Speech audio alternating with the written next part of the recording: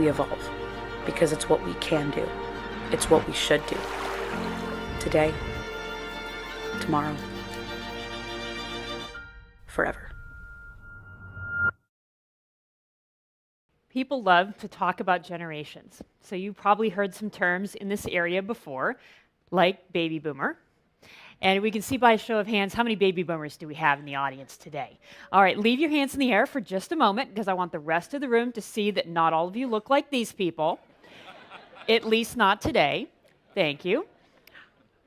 Baby boomers were the hippies of the 60s who became the yuppies of the 80s and are now many of our leaders. Then we have Gen X. I'm a Gen Xer. My fellow Gen Xers are out there, okay? And generational bonus points if you can name the movie. Anybody know? Reality Bites, that's right. From 1994, back when we got the reputation for being slackers. Then there's millennials. How many millennials are joining us today? Okay, several of you. So it took some time to find a good picture of millennials. I like this one. It has the technology. It has the guy with the crazy beard. They look like they're in Brooklyn. Maybe they just had some artisanal cheese, or maybe, according to the internet, some avocado toast. I don't know. Then there's iGen.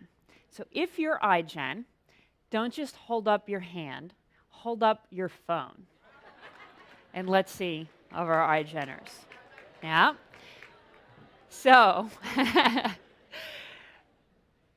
almost all of you have a phone, and almost all of them are smartphones. iGen is the first generation to spend their entire adolescence with smartphones, and that has had ripple effects across many areas of their lives, and that is also the topic of my book called iGen.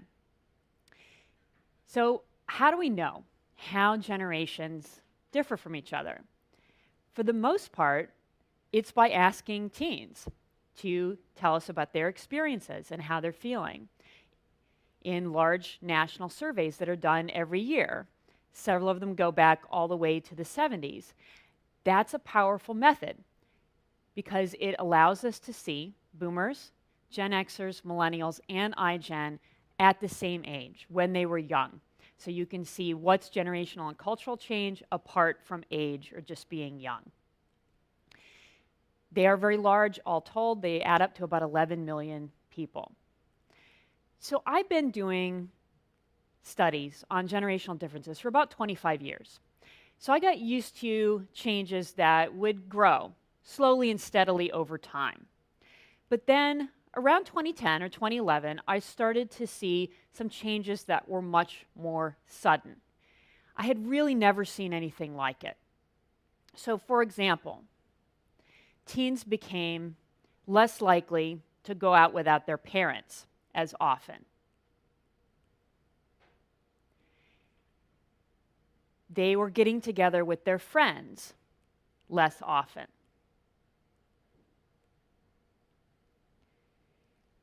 More started to say that they felt left out or that they felt lonely.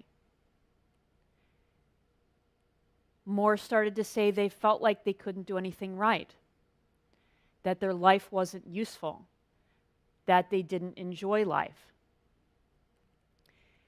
A national screening study found a 50% increase in major depressive disorder between 2011 and 2015 among teens. Major depressive disorder with severe impairment shows a similar pattern. Most concerning of all, the suicide rate for 12 to 14-year-olds has doubled since 2007. I think this means we have to ask the question, why?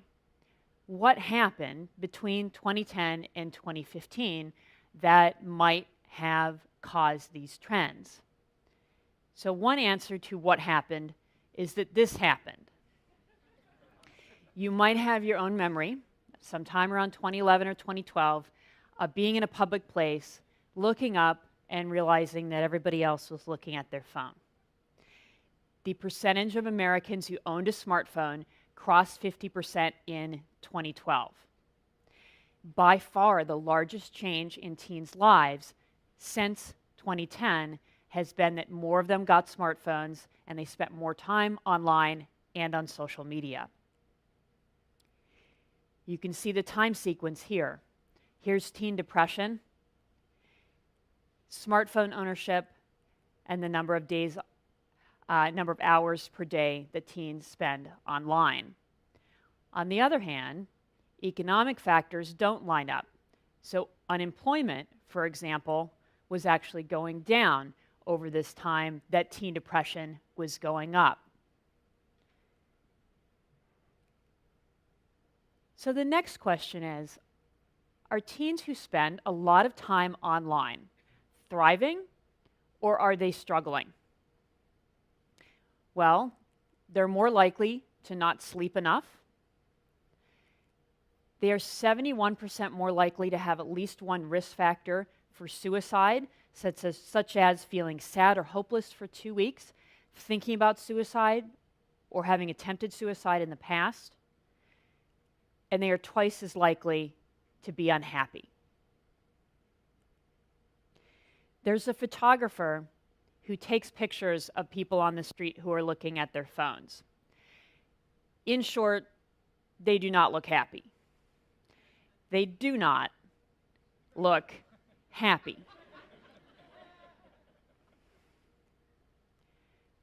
Here's the good news. You don't have to give up your phone.